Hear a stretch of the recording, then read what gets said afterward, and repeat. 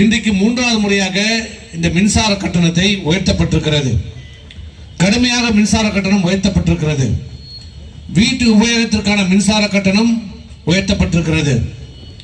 வணிக வளாகத்திற்கான மின்சார கட்டணம் உயர்த்தப்பட்டிருக்கிறது. சிறு குறு தொழில் செய்கின்ற அந்த தொழிற்சாலைகளுக்கான மின்சார கட்டணம் கடுமையாக உயர்த்தப்பட்டிருக்கிறது. இன்றைக்கு தமிழகம் இந்த ஸ்டாலின் அரசு 3 ஆண்டு கால ஆட்சியிலே அனைத்து துறையிலும் இன்றைக்கு பாதிக்கப்பட்டிருக்கிறார்கள். மக்கள் கடுமையாக பாதிக்கப்பட்டிருக்கிறார்கள்.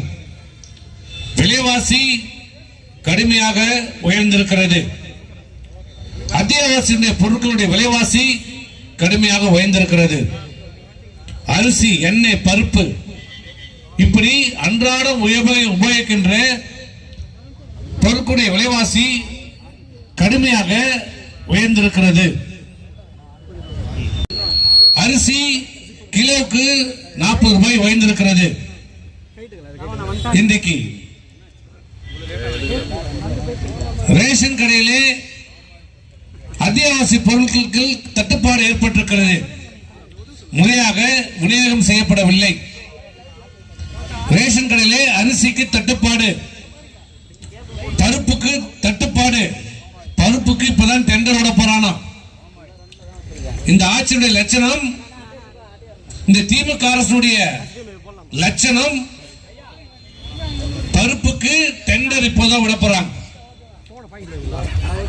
அதுவும் நீதிமன்றம் அந்த வெளிநாட்டில் இருந்து இறக்குமதி செய்கின்ற பருப்பு தரமற்றவை, அதை கொள்முதல் செய்வதை தவிர்க்கப்பட வேண்டும் என்று அறிவுறுத்திய பிறகும் இந்த அரசு விடாப்பிடியாக நான் அந்த பருப்பை தான் வாங்குவேன் என்று இன்றைக்கு செயல்பட்டுக் கொண்டிருக்கிறதுக்கான காரணம் என்ன?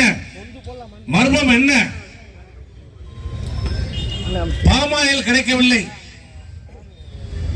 ஏழை எளிய மக்கள் உபயோகிக்கின்ற பாமாயில் கிடைக்கவில்லை. இந்த 3 ஆண்டு காலம் இந்த செயல்படாத முதலமைச்சருடைய ஆட்சியிலே சட்டம் ஒழுங்கு சீரழிந்திருக்கிறது. கொலை, கொள்ளை, கற்பழிப்பு. அரிசி கிடைக்குதோ இல்லையோ, பருப்பு கிடைக்குதோ இல்லையோ, எங்க பார்த்தாலும் சாராயம் கிடைக்குது, கஞ்சா கிடைக்குது, கஞ்சா சாக்லேட் கிடைக்குது, கஞ்சா ஆயில் கிடைக்குது. கஞ்சால என்னென்னலாம் விதவிதமாக கிடைக்குமோ அத்தனையும் கிடைக்குது நாட்டில். இந்த அரசு செய்திருக்கிற, திமுக அரசு செய்த சாதனை, ஒரே சாதனை, கஞ்சா விற்பனை, கள்ளசாராய விற்பனை